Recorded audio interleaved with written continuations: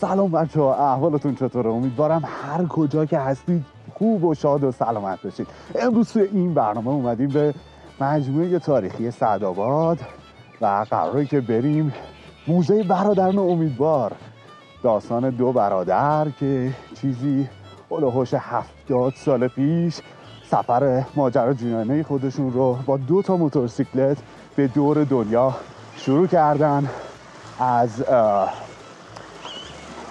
مرز ایران وارد افغانستان شدن و بعد از کشور افغانستان هم وارد کشور پاکستان، هندوستان، بعد هم به سمت تبت و از اونجا هم به سمت جنوب شرق آسیا مثل تایلند و استرالیا شدن. بعد از این سفر هیجان انگیزشون همشون هم با یعنی کل این سفره با 2 موتورسیکلت ها که بعد از اون هم از اقیانوس آرام رد شدن، رفتن به سمت آمریکای شمالی و از اونجا به آلاسکا رفتن و بعد از آلاسکا اومدن کانادا، آمریکای شمالی رو دیدن، ایالات متحده، و بعد هم وارد آمریکای لاتین و آمریکای جنوبی شدن، یعنی کشور شیلی. نفسم گرفت، سربالایی خیلی تندی داره ببینید. حالا بعد از اونجا هم حرکت کردم به سمت اروپا. وقتی رسیدن اروپا فکر میکنم تو فرانسه بود که یه سری مقاله های پژوهشیشون رو به شرکت سیتروئن دادن و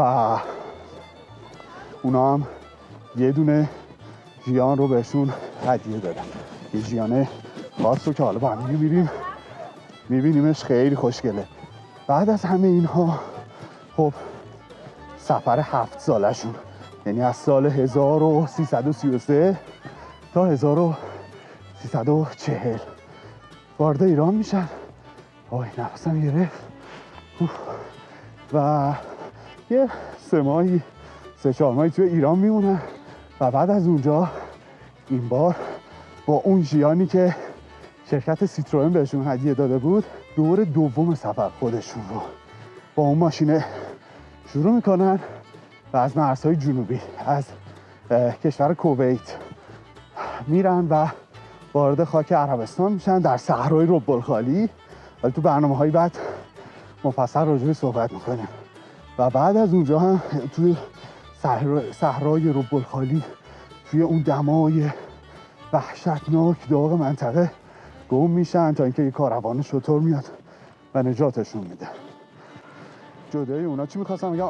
از عربستان هم میرن به سمت قاره سیاه و آفریقای 70 سال پیش میبینن و تو جنگل های مخوفمون کلی زندگی میکنن. خلاصه 2 ماجراجو، داستان 2 برادر که سفر متفاوت و پژوهشگرانه‌ای رو به دور دنیا داشتن.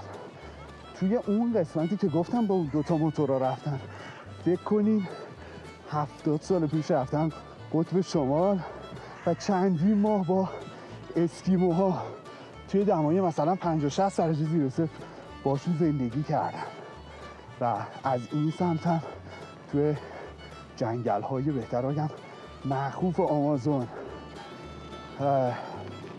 با قبیله های بدوی زندگی میکنن و خلاصه که حالا گیر قبیله شکارچی کله انسان میفتن که به اسم جیواروها معروف هستن. مفصل در موردشون صحبت میکنیم. حالا بریم داخل و اون تو رو ببینیم.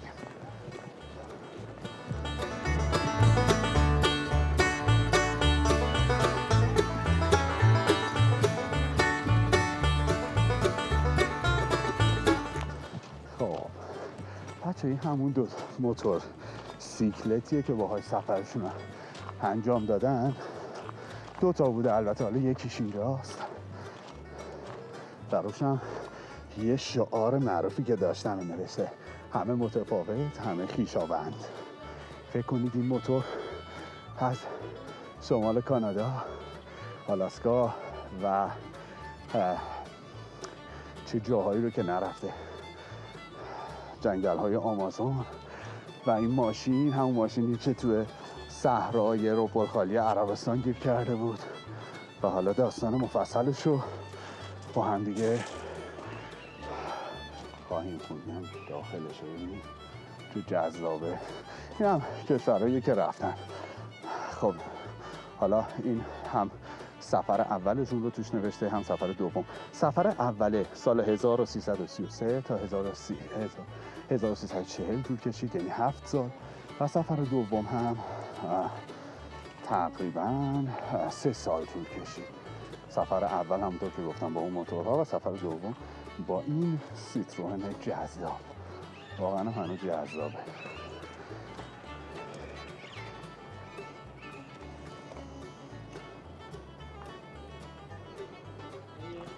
خب بریم داخل و با خود آقای امیدوارم صحبت کنیم.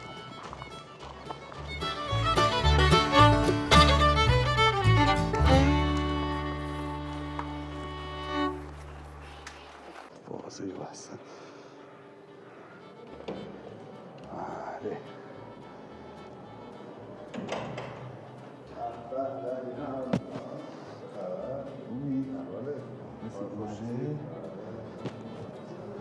فردات چند زمان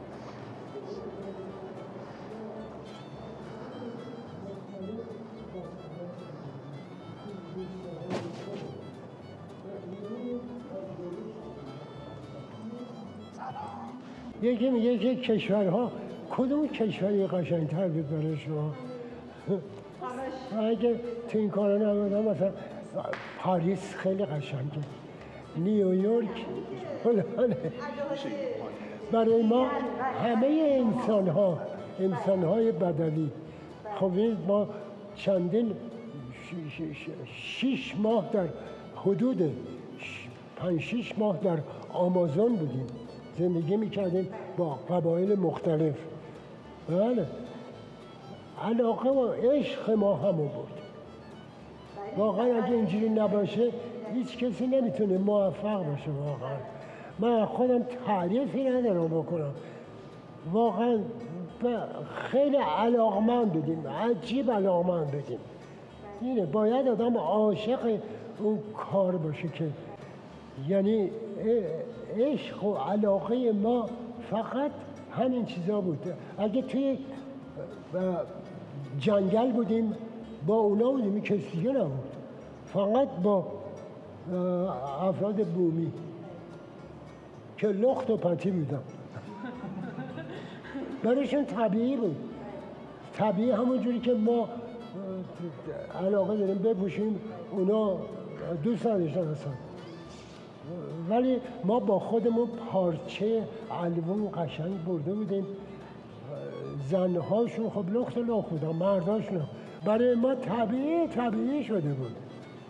به خصوص از اولش که ما رفتیم عربستان سعودی، اون وقت اون صحرای رب‌الخالی میگن. بله، صحرای رب‌الخالی رو ما پیش گرفتیم رفتیم. در ریاض با پادشاه عربستان سعودی ملاقات داشتیم. یه رئیس دانشگاه باعث شد ما رو معرفی کرد، رفتیم پلی ایشون.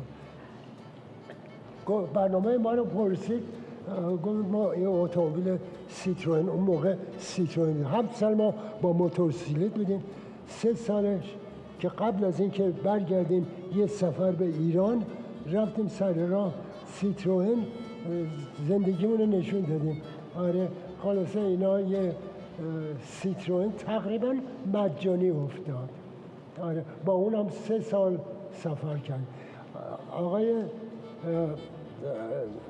پادشاه عربستان سعودی، اسمش من حافظم خیلی بد شده، طبیعیه دیگه. من اجازه بدید من به شما بگم من 94 چند ماه دیگه میام 95. کاری که شما کردین 70 سال پیش هنوز که هنوزه، بعد 70 سال هیچ کسی جرأتشو نداره با 2 تا موتورسیکلت بره، بعد بره آلاسکا اونجا با اسکیموها زندگی کنه. بله. از آلاسکا هم بهمون میگین؟ از کجا؟ آلاسکا که بعد آلاسکا رو ما ببینید رفتیم به فیربنک در آلاسکا، جنوب آلاسکا، یه شهر کوچیکی از فیربنک، جنوب آلاسکا. آره، بعد اونجا همینطور رفتیم به شمالش، هر چی شمالتر سردتر منجمد، هرچند که بعد زمستانش هم بودیم. زمستانش هم از طریق اتاوا، یعنی کانادا، بله از اون طریق رفتیم. هودسون بی رفتیم، به هودسون بی یه جایی هست، بله شما میدونید، ولی کلا درست هم که اونجا زمستان منجمدش رو رفتیم قطب شمال متعلق به کانادا. با اسکیما سفر میکردیم، داگ سلیج سگ ها میکشیدن، خیلی سفر کردیم با اونا، هرچون که در اون شرایط بله گفتم چیز ایگلوری که میساختن، بعضی وقتا 2 خانواده اون تو زندگی میکردن، داخلش 2 سکو میزدن به این ارتفاع، بعد این ورش هم یه سکو دیگه میزدن، اون رو پوست حیوانات رو پهن میکردن، اونجا زندگی میکردن. ما با اسکیموها خب خیلی اسکیموهای مختلف میرفتیم سفر میکردیم اون منطقه رو. بله. معدن الماس هم کار کردیم، درسته؟ معدن الماس. معدن الماس هم بودیم، بله. ولی هر کی بود اونجا وای میسد.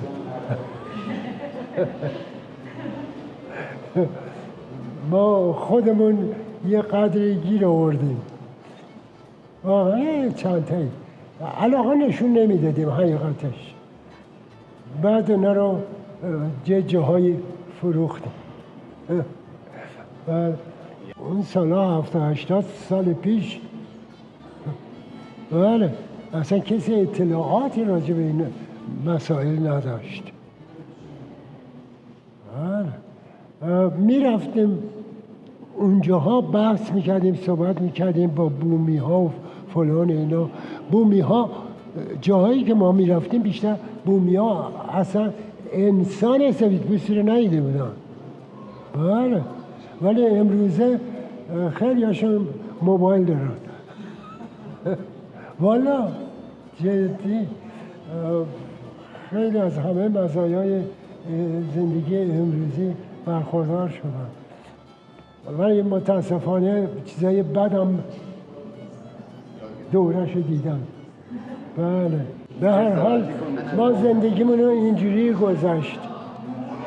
ما روزی که سفرمون رو شروع کردیم ما 3 سال مطالعه کردیم. بذارید این مقدمات رو بگم. 3 سال مطالعه میکردیم من و برادرم عبدالله، وسایل احتیاجاتمون رو فراهم میکردیم، مطالعه میکردیم. من برادرم میشستیم تا ساعت 2 نیم شب. یه اتاق در اختیار ما بود، خونه ای که پدرم خیلی سال 90-100 سال قبل خریده بود، 300 تا تومانی. آره 6 تا اولاد اونجا بزرگ شدن. اطلاعاتی که به دست می آوردیم، صحبتایی که می کردیم، ما یادداشت می کردیم. شب تو چادرمون یا هر جا بودیم، تو ایگلو بودیم میشستیم. اگه مثلا راجع به اسکیموها می‌خواستیم، آخه چیزی نبود، کسی نبود که در اختیار ما بذاره. مثلا از سفارت فرانسه مثلا میگرفتیم یا از سفارت کانادا میگرفتیم، خودشون تکون نمیتونستن بخورن اون زمان.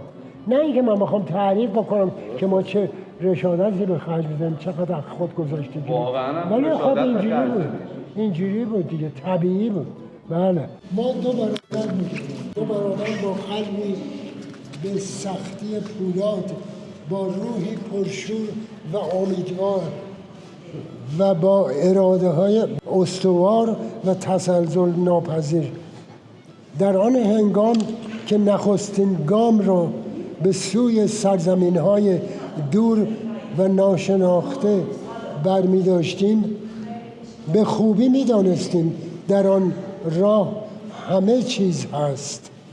یعنی چیزی دیگه نداشته، سختی هست، زیبایی ها هست، مشکلات بسیار بسیار زیاد. چقدر خوب آقای امیدوار، اینقدر شما رو دوست دارن همه. به خدا. یعنی میخوای از آخرین فرصت؟ آره آقای امیدوار گنجن، تاج سرن، چیکار کنیم دیگه؟ لحظه به لحظه باید. شما خودتون خوبید واقعا. شما گلی، شما افتخار ایرانی هستین، به خدا.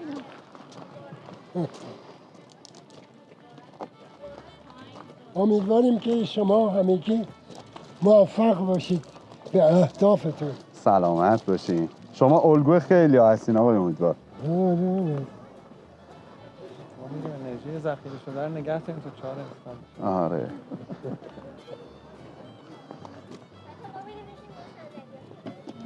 انشالله همیشه سلامت باشین. خب بچه اینم از ماجراجویی ما در موزه برادران امیدوار. حالا احتمالاً یه سری عکس و تصویر و اینا هم از بخش‌های مختلف موزه براتون میذارم، تماشا کنین. امیدوارم لذت برده باشید از این برنامه. خیلی ممنون، مرسی که تا اینجا همراه بودید. مراقب خودتون باشین تا برنامه‌ای بعد. فعلا.